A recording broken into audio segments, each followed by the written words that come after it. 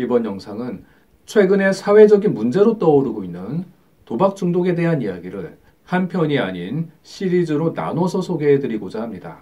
의료 분야 빅데이터를 살펴보면 최근 5년 동안 도박 중독 환자 수가 거의 2배가 늘었습니다. 증가 속도 면에서 공황장애와 거의 어깨를 나란히 합니다. 또 어떤 기사에는 국내 도박 중독 관련자가 200만 명이나 된다고 추정하고 있어요. 그렇지만 그 중에 치료나 상담을 받는 사람들은 극히 일부에 불과할 겁니다. 저희 센터에도 하루가 멀다 하고 도박 중독 환자들이 찾아오는데요. 일반인들은 어디가 약간 모자란 사람들이 도박 중독에 빠진다는 선입견을 흔히 가집니다. 그만큼 모자라고 어리석다 보니 충동을 못 참는다는 거죠. 그런데 놀랍게도 현장에서 도박 중독자를 상담하다 보면 엘리트 출신들을 아주 많이 보게 됩니다. 저는 서울대 출신도 여러 명 봤고요. 개중엔 수능 시험을 만점 받았다는 분도 있었습니다. 스카이 출신 석박사의 대기업 연구원. 그런 아주 똑똑한 사람들도 저는 많이 상담해 봤습니다. 그렇게 두뇌가 명석하고 지능이 뛰어난데 수억 원 혹은 수십억 원을 잃으면서도 도박에서 헤어나지 못한다는 거죠. 그렇다면 도박 중독은 지적 능력과는 관련성이 거의 없다는 거죠. 실제로 저한테 찾아왔던 스카이대 재학생은 어머니가 쓰러져 입원해 있을 때도 도박을 했고요. 또 어떤 공무원은요, 아내가 첫 아이 출산하는 순간에도 산부인과 복도에서 도박을 했었고, 또 어떤 가장은 전화기를 며칠간 꺼놓고 하우스에서 도박을 하느라 부모님이 돌아가셨는데도 장례식이 끝나고 나서야 돌아가신 사실을 알게 된 경우도 있었습니다.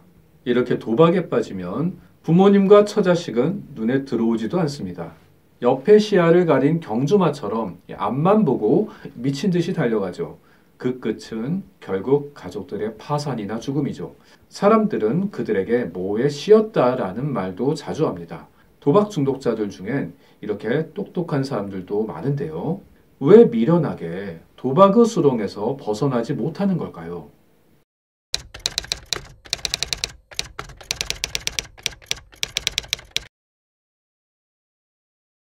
여러분들도 공황장애는 다들 아실 겁니다. 공황장애를 내가 직접 겪어보지 않았다고 해도 주변에 공황장애를 가진 분들이 상당히 흔하죠. 공황장애는 불안장애의 한 종류입니다. 그리고 도박 중독은요, 제 기준에서는 불안장애가 도박이라는 특정 행위로 나타나는 거라고 말할 수 있습니다.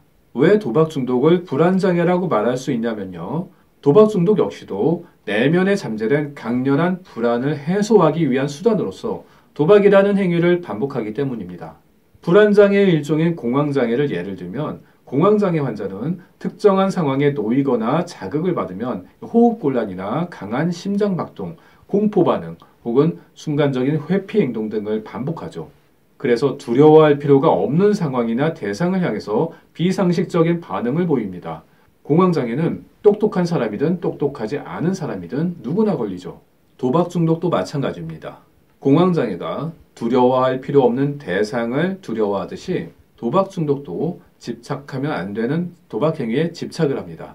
상식적으로 생각하면 도박을 끊는 게 맞습니다. 집착하면 안 됩니다. 그런데도 내 삶을 망가뜨리고 내 가족을 고통받게 하는 도박이라는 대상을 향해 비상식적인 집착을 반복하죠.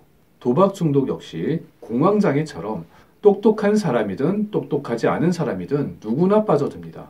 결국 공황장애나 도박 중독이나 불안장애라는 똑같은 뿌리에서 뻗어져 나왔다는 거죠. 그래서 도박 중독자들은요, 도박에 빠지기 이전부터 정서적으로 불안정한 모습을 보였던 사람들이 많습니다. 도박 중독 치료 전문가들 중엔 도박 중독의 원인이 돈을 따본 기억 때문이라고 하는 사람들이 있는데요.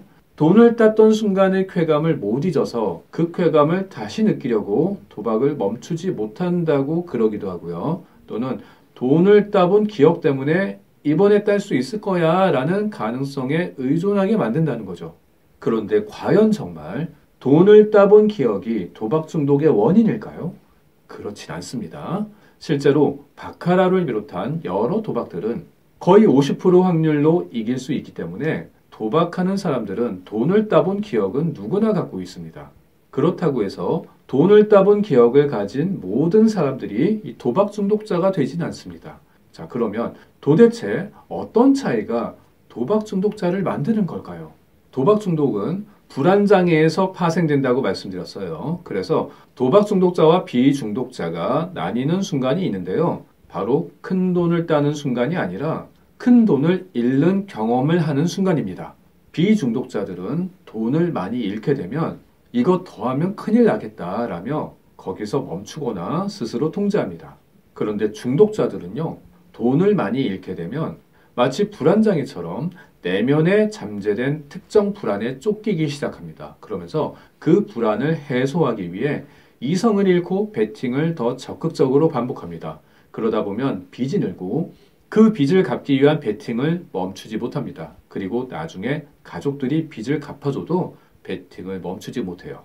그래서 도박 중독자들이 정말 두려워하는 건 수천만 원, 수억 원의 빚이 아닙니다. 왜냐하면 가족이 빚을 갚아줘서 빚이 없는 상태가 됐을 때도 도박을 다시 하니까요.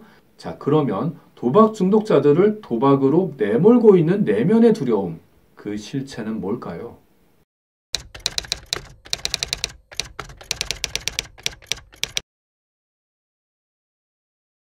도박 중독자들은 정말로 도박에 목숨을 걸었습니다. 도박을 위해 회사 돈을 횡령해서 징역을 살고 온 후에도 또 도박을 하는 사람들도 종종 봤습니다. 그들도 도박을 하면 안 된다는 건 알고 있어요. 그렇지만 그건 어디까지나 의식적 차원의 생각이고요. 도박 충동은 의식적 차원이 아닌 이 무의식적 차원에서 올라오는 욕구입니다. 그래서 도박에 목숨 거는 그들의 무의식을 들여다볼 필요가 있어요. 인간이 언제 목숨을 거는지를 보자고요. 큰 화재가 난 건물에선 사람들이 4층, 5층이 넘는 높이에서도 불길에 쫓겨 뛰어내립니다. 그 사람들도 뛰어내리면 크게 다치거나 죽을 수도 있다는 걸 알죠. 그런데 왜 뛰어내리는 걸까요? 거기 그대로 있으면 불길에 휩싸여 더 고통스럽게 죽을 수 있기 때문이죠. 인간의 무의식은 본능적으로 나를 더 안전하게 지켜주는 쪽으로 선택하게 되어 있습니다. 그리고 내가 어떤 선택을 하더라도 어차피 위험에 빠질 위기에 놓이게 되면 개중에 덜 고통받게 될 선택을 하게 되어 있습니다. 그래서 불난 건물에서 뛰어내리는 것도 오히려 뛰어내리는 게 내가 덜 위험해질 수 있기 때문이죠. 물에 빠진 자식을 구하려고 수영도 못하는 부모가 목숨 걸고 물에 뛰어들죠. 죽을 수도 있는데 말이죠. 그건 자식을 구하지 못한 후의 삶이 더 고통스럽기 때문입니다. 도박 중독자들도 마찬가지입니다. 중독자들도 도박을 계속하면 자신과 가족들의 삶이 더 망가질 거라는 걸 알아요. 그렇지만 목숨 걸고 도박판으로 계속 뛰어들죠. 그건 바로 그들의 무의식에선 그 베팅을 통해 어떤 큰 위기나 고통에서 벗어나려 하는 두려움이 잠재되어 있다는 거죠. 그래서 도박 중독자는 어떤 위기와 고통으로부터 벗어나려는 두려움이 있는지 그 감정 상태에 따라 크게 5가지 유형으로 구분할 수 있습니다. 첫 번째 유형은 돈이 부족한 궁핍한 상황을 빨리 벗어나려는 도박 중독자입니다. 이상하게 통장 잔고가 줄어들거나 월급을 기대한 것보다 적게 받거나 혹은 경제적 형편이 그전보다 악화되면 도박에 집착하는 사람들이 있습니다. 그래서 경제적으로 궁핍한 상황에서 어떻게 하든 빨리 벗어나기 위한 수단으로 도박을 선택하는 거죠. 두 번째 유형은 주변인을 실망시키고 무시당하는 상황에서 빨리 벗어나려는 도박 중독자입니다. 도박을 하다가 돈을 좀 많이 잃고 빚을 진 사람들 중엔 그 사실이 가족들에게 알려지는 걸 아주 두려워하는 사람들이 있습니다. 자기가 도박으로 빚을 졌다는 걸 부모님이나 배우자가 알게 되는 상황을 어떻게 하든 막기 위해서 그 빚을 없애려고 계속 베팅을 하는 거죠. 빨리 큰 돈을 따야 그 빚을 갚아서 가족에게 알려지는 상황을 막을 수 있으니까요.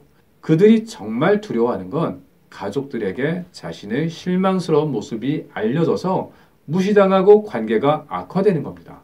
세 번째 유형은 주변의 통제와 간섭에서 빨리 벗어나려는 도박 중독자입니다.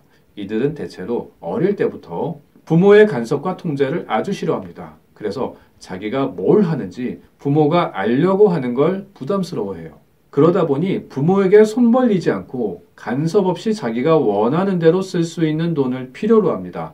어린 사람일수록 부모 모르게 돈을 획득할 수 있는 가장 최적의 방법은 바로 알바도 아닌 도박인 거죠.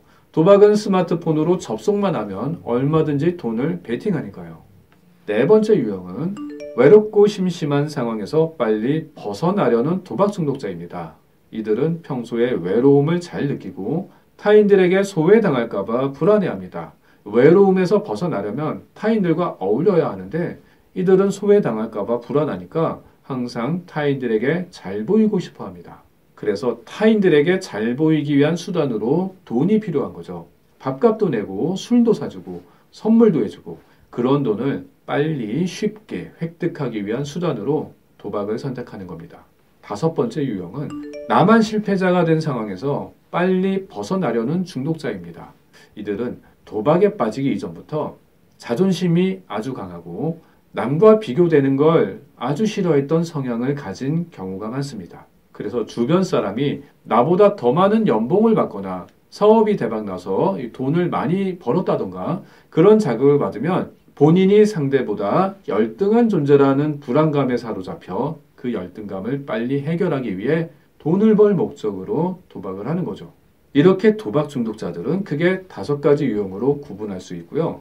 5가지 중에 딱 한 가지에만 속하기보다는 여러 유형을 한 사람이 복합적으로 동시에 갖는 경우도 많습니다. 그래서 오늘 영상에선 첫 번째 유형인 돈이 부족한 궁핍한 상황을 빨리 벗어나려는 도박 중독자에 대한 이야기를 소개해 드리겠습니다.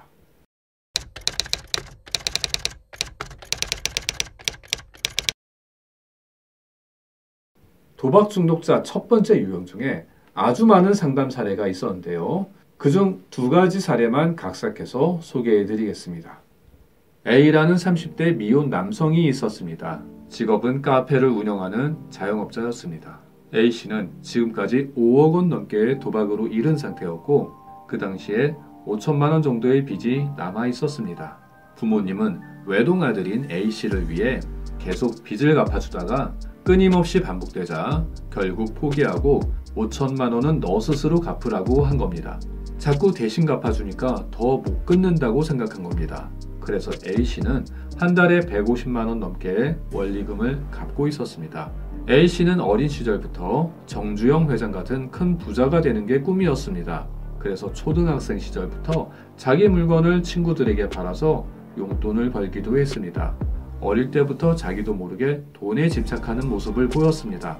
그러다 A씨는 고등학생 때 우연히 도박을 배경으로 한 영화를 보게 되었고 거기에 매료되어 도박을 시작했습니다. 텍사스 홀덤에 빠진 A씨는 처음엔 돈을 따면서 행복감을 느꼈습니다. 그러나 돈을 잃은 날은 눈이 돌아갈 정도로 이성을 잃었습니다. 고등학생 때 부모 몰래 도박을 하다가 1,000만 원 정도를 잃은 A씨는 부모님께 들키면서 한동안 도박을 끊었습니다. 부자가 되고 싶은 꿈을 위해 A씨는 지방대학교 경영학과에 입학했습니다. 부모님은 A씨에게 용돈은 스스로 벌어서 쓰라고 했습니다. 용돈을 주게 되면 혹시 또 도박을 할까봐 염려스러웠던 거죠. 주머니 사정이 궁핍해진 A씨는 대학교 1학년 때 자취를 하면서 도박을 시작했습니다. 돈을 따는 날은 너무 행복했지만 돈을 잃는 날은 몸이 부들부들 떨리면서 이성을 잃고 무리한 베팅을 하다가 큰 돈을 잃게 되는 패턴을 반복했습니다. 그러면서 대학교 같은 과 친구들이나 동아리 친구들에게 돈을 빌려서 베팅을 했고 그 돈까지 모두 잃으면서 결국 부모님이 알고 갚아줬습니다. 도박 때문에 휴학을 한 A씨는 군대를 가서도 틈틈이 도박을 했습니다. 군대 월급이 너무 적었기 때문입니다. 부대 행정실에 있는 PC를 이용해서 베팅을 한 거죠.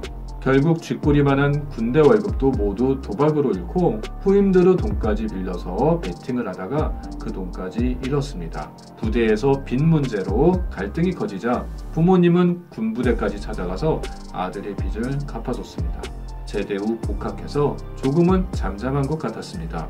그런데 지방대학을 졸업한 A씨는 취업이 잘 되지 않았습니다. 어쩔 수 없이 중소기업에 취업을 했는데요. 고작 170만 원의 월급만 생각하면 그는 숨이 턱턱 막혔습니다. 첫 월급 받던 날 그는 다시 도박을 시작했습니다. 이 월급으로는 아무 의미 없이 살다가 죽을 것 같았습니다. 10분 만에 1,000만 원을 넘게 따봤던 찰나의 순간을 되새기며 그렇게 다시 도박에 매달렸고 그는 첫 월급을 모두 날리고 또다시 수천만 원의 빚을 졌습니다. 부모님이 갚아줬으나 그는 한 달을 못 참고 또 도박을 했습니다. 아무리 부모님이 빚을 갚아줬지만 월급 170만 원의 가난한 인생은 변한 게 없으니까요. A씨는 자신의 도박 때문에 부모님까지 가난해지는 것 같아서 너무 죄책감이 들었고 한강 다리 위에서 자살 시도를 한 적도 있었습니다. 도박 때문에 친구들도 다 떠나갔습니다. A씨는 우울증이 심해져서 정신과 치료를 받았고 도박 관련해서 상담을 받기도 했습니다. 그는 월급을 더 많이 주는 회사로 옮기면 도박을 끊을 수 있겠지 싶어서 회사를 옮겼습니다. 월급은 50만 원 정도 올랐습니다. 그 회사를 다니면서 2년 넘게 도박을 끊었습니다. 도박 중독자들의 인터넷 커뮤니티에서 상담사로 활동도 했습니다. 그는 자신이 도박을 끄는 노하우를 회원들과 공유했습니다. A씨도 2년 넘게 도박 생각이 나지 않아서 자기가 도박을 끊었다고 생각했습니다. 그러나 그는 2년 만에 다시 도박에 손을 댔습니다. 그의 회사가 경제적으로 어려워지면서 모든 직원을 20% 감봉을 했기 때문입니다. 감봉당하고 첫 월급날 그는 줄어든 숫자를 보며 또다시 숨이 턱 막혔습니다. 이대로 살면 평생 아무것도 못하다 죽을 것만 같았습니다. 그는 부족한 잔고를 채우기 위해 도박을 시작했습니다. 그리고 또다시 수천만 원의 빚이 생겼고 자살을 시도했고 다행히 목숨은 건졌습니다. 부모님은 하나뿐인 아들이 죽을까봐 다시 빚을 갚아줬습니다. A씨는 급여가 깎인 그 회사를 관뒀고 부모님의 도움으로 작은 카페를 시작했습니다. 경영학을 전공했고 바리스타 자격증이 있던 A씨는 카페 운영으로 회사 월급보다 몇 배 더 많은 수입을 올렸습니다. 도박 생각도 전혀 나지 않았습니다. 이대로만 가면 자기도 성공한 인생을 살 수 있을 것 같았습니다. 그러나 코로나가 터지면서 카페 영업에 큰 타격을 입었습니다.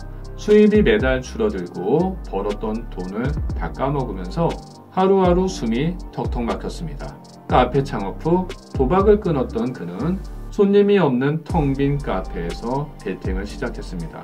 그러나 결국 사채비까지 생겼고 부모님은 이번에는 도와주지 않기로 했습니다. 그리고 근본적인 해결을 위해 최면 센터를 찾아왔던 겁니다. A씨의 도박 중독에는 일정한 패턴이 있었습니다. 수중에 돈이 줄어들거나 월급이 부족하거나 수입이 줄어들 때마다 어김없이 도박 중독이 반복됐습니다. 즉, 경제적 궁핍이라는 자극이 그의 도박 중독을 부추기고 있었죠. 최면을 통해 그의 도박 욕구 속으로 들어가 봤습니다. A씨는 돈이 부족한 상황에 놓이면 숨이 턱턱 막히면서 왠지 혼자 살다 죽을 것 같은 두려움이 느껴진다고 합니다. 그리고 반대로 베팅에 성공해서 돈이 늘어나면 살아있는 듯한 안도감이 든다고 합니다. 그래서 돈이 부족해지는 상황마다 혼자 살다 죽을 것 같은 두려움에서 빨리 벗어나기 위해 도박에 집착했던 것입니다. A씨는 자라오는 환경에서 돈이 부족했던 적은 없었습니다. 아버지는 잘 나가는 회계사였고 어머니는 교육자였습니다. 경제적으로 부족함 없는 중산층 이상의 가정이었습니다. 돈에 집착할 이유가 없었습니다. 그런데도 A씨는 돈이 줄어들 때마다 엄청난 불안감을 느껴야만 했습니다. 어머니는 도박을 반복하는 아들에게 분명 네 안에는 마귀가 씌었을 거라며 울분을 쏟아냈었습니다. A씨는 모범적인 가장이었던 아버지와 현모양처였던 어머니 밑에서 어떻게 자기 같은 도박쟁이 자식이 나왔는지 이해할 수 없었고 그저 죄송스러울 뿐이었습니다. 그래서 더욱 죽어버리고 싶었습니다. 경제적으로 나름 풍족했던 집안의 외동아들인 A씨는 왜 이렇게 돈이 조금이라도 부족한 걸 못 견뎌서 도박을 반복하는 걸까요?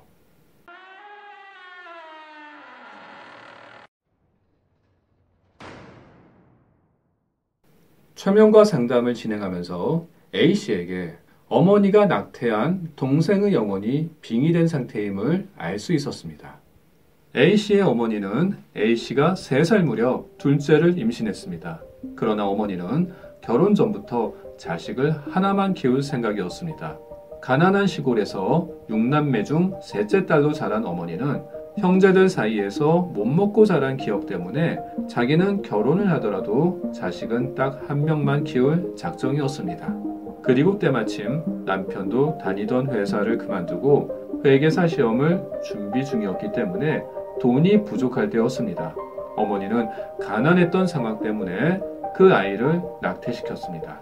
돈이 부족하다는 이유로 뱃속에서 죽임을 당한 그 동생의 영혼은 자연스럽게 A씨에게 빙의되었고, A씨는 동생의 상처 입은 영혼이 빙의된 상태에서 돈이 부족할 때마다 가난 때문에 뱃속에서 혼자 죽어야 했던 동생의 두려움을 자기 감정처럼 느끼면서 그 두려움에서 가장 빨리 벗어나기 위한 수단으로 도박을 반복했던 겁니다. 그리고 B라는 40대 후반 이혼녀가 있었습니다. 그녀는 약 10년 전 남편과 이혼했는데요. 그때부터 도박에 빠져 살았습니다. 지금까지 아파트 한 채를 포함해서 10억 원 정도를 잃었습니다. B씨는 결혼 전까지는 도박이라곤 그저 명절에 친척들과 어울려 1,100원짜리 화투를 가끔 쳐본 게 다였습니다. 대학교 CC였던 B씨는 대학 졸업과 함께 일찍 결혼했습니다. 결혼한 지 3년 만에 첫째 아들을 출산했고 2년 후에는 둘째 딸도 출산했습니다. 귀여운 아들과 딸을 키우며 평범하지만 나름대로 행복을 누리며 살았습니다. 그녀에게 불행이 찾아온 건 결혼 10년 차 때였습니다. 남편의 외도를 알게 되면서 B씨는 날마다 남편과 싸웠습니다. 그런데도 남편은 외도를 멈추지 않았습니다. 결국 두 사람은 협의 이혼을 했고요. 아직 초등생이던 아이들은 엄마인 B씨가 양육하게 되었습니다. 사업가였던 남편은 양육비로 매달 300만 원씩 지급하기로 했습니다.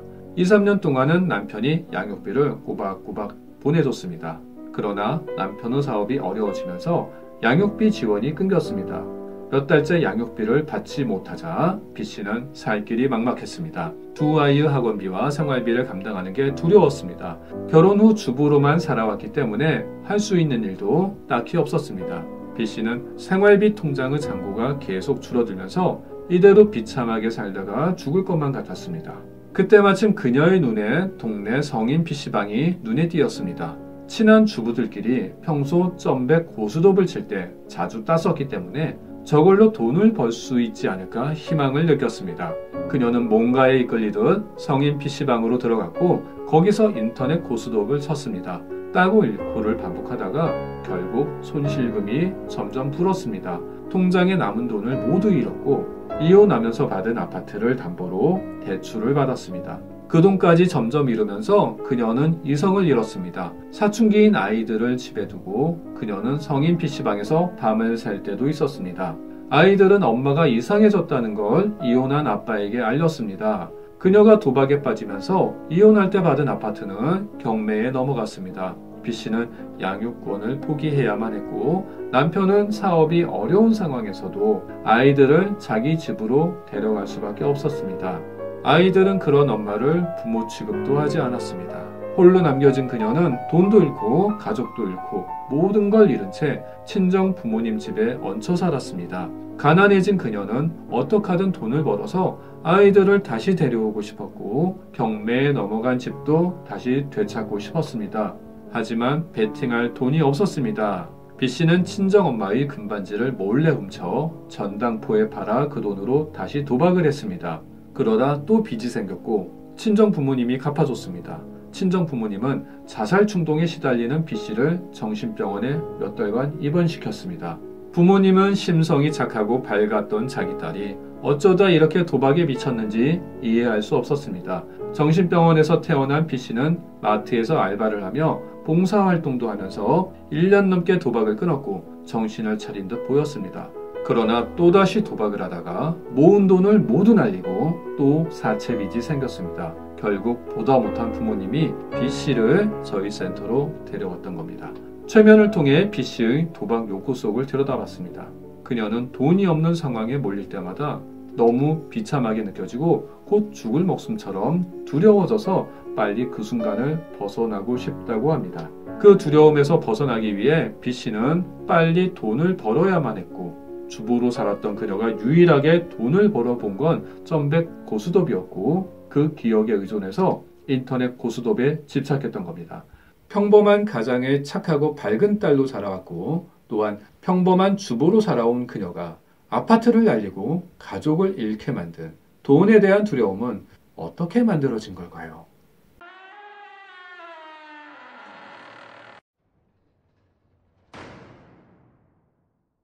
최면과 상담을 진행하면서 B씨에게 그녀가 결혼 후 낙태한 첫째 아이의 영혼이 빙의된 상태임을 알 수 있었습니다.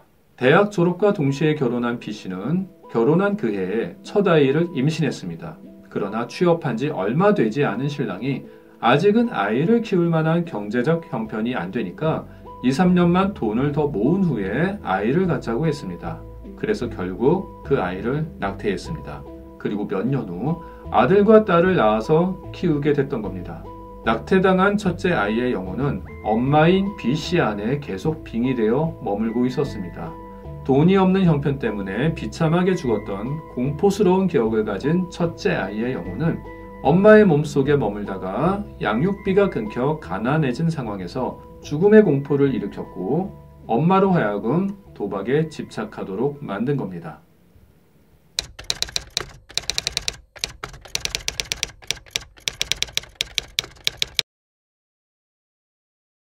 도박 중독자 자녀를 둔 부모들은 사는 게 지옥 같을 겁니다. 하루하루가 감옥살이보다 못하다고 합니다. 내가 대체 무슨 죄를 지어서 이번 생에 이런 벌을 받는지 모르겠다라고 하죠. 사례자 A씨의 어머니도 마찬가지였습니다. 남에게 피해 안 주려고 노력하며 살아왔는데 왜 내 자식이 저렇게 됐는지 모르겠다고 합니다. 이 세상의 모든 물질은 에너지를 갖고 있습니다. 자, 그리고 우리는 그 에너지들의 상호작용 속에 살고 있어요. 뉴턴의 운동 법칙에 작용과 반작용이 있죠. 자, A가 100만큼의 에너지를 B에게 전달하면 반대로 B도 100이라는 힘을 A에게 돌려주면서 상호작용을 하게 됩니다. 즉, 내가 상대에게 준 만큼 그대로 돌려받게 되어 있다는 거죠. 만약에 당신이 도박하는 자식 때문에 벌 받는 것처럼 하루하루를 살고 있다면 그건 작용과 반작용처럼 당신이 살면서 분명 누군가에게 벌 받을 만한 큰 죄를 지었을 겁니다. 우리가 죄를 지으면 그 반작용으로 벌을 받게 됩니다. 누군가를 고의로 크게 다치게 하면 그 벌로 징역을 살죠. 그리고 고의로 누군가를 살해하면 그 벌로 몇십 년 징역이나 최대한 무기징역을 살게 됩니다. 그런데 벌이라는 반작용이 주어지지 않는 살인이 있습니다. 인간이 유일하게 합법화시킨 살인이 있습니다. 그게 바로 낙태죠. 지금도 낙태가 합법적으로 이루어지고 있는 나라가 아주 많습니다. 불법인 나라에서도 대부분 음성적으로 벌어지고 있을 겁니다. 그리고 아주 많은 사람들이 낙태를 하면서도 이게 살인이라는 개념조차 갖지 못합니다. 다른 사람들도 하는데 뭐 어때서? 라고 하죠.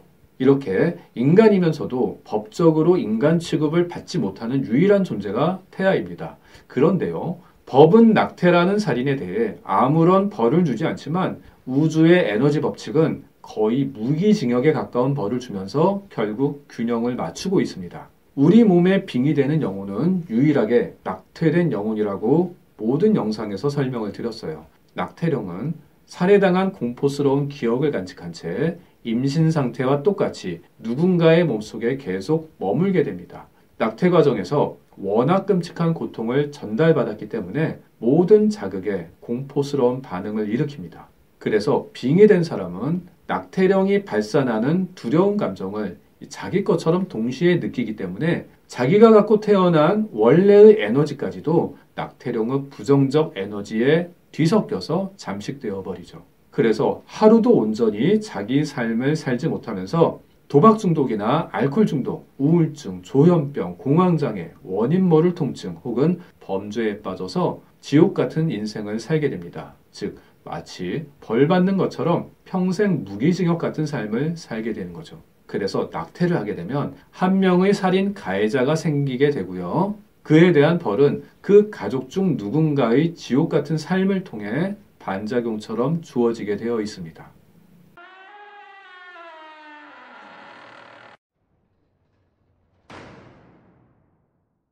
만약에 당신이 통장 잔고가 줄어들 때마다 미친 듯이 도박에 집착하게 된다면, 그리고 도박을 하는 순간엔 부모님과 처자식이 죽든 말든 아무 상관없이 도박에 목숨을 걸어야 한다면, 그래서 수천만 원, 수억 원 혹은 수십억 원 이상을 잃고도 도박을 멈추지 못한다면 낙태령 빙의를 의심해 보는 게 좋습니다. 당신 안에서 돈에 대한 두려움 때문에 끊임없이 베팅에 목숨을 거는 그 마음은 당신의 마음이 아니라 돈이 없다는 이유로 뱃속에서 끔찍하게 목숨을 잃었던 낙태령일지도 모릅니다. 그리고 그 낙태령은 당신의 부모가 어려운 형편 때문에 낙태한 형제의 영혼일 수도 있고요. 혹은 사례자 B씨처럼 자신이 낙태했던 자녀의 영혼일 수도 있습니다. 또는 가난했던 당신의 조부모 세대에서 지워진 낙태령이 당신의 부모 안에서 유사한 문제를 일으키다가 당신이 태어난 후에 당신에게 옮겨온 것일 수도 있습니다. 당신 안에서 돈이 없는 두려움에서 벗어나려고 계속 베팅에 목숨을 거는 그 영혼과 분리되어야만 당신은 늦었지만 이제라도 당신의 자아가 원하는 삶을 살 수 있을 겁니다. 그 과정을 제가 도와드리겠습니다. 이번 영상은 도박 중독 첫 번째 유형 이야기를 소개해드렸습니다. 자, 다음 영상에선 또 다른 도박 중독 이야기로 인사드리겠습니다. 감사합니다.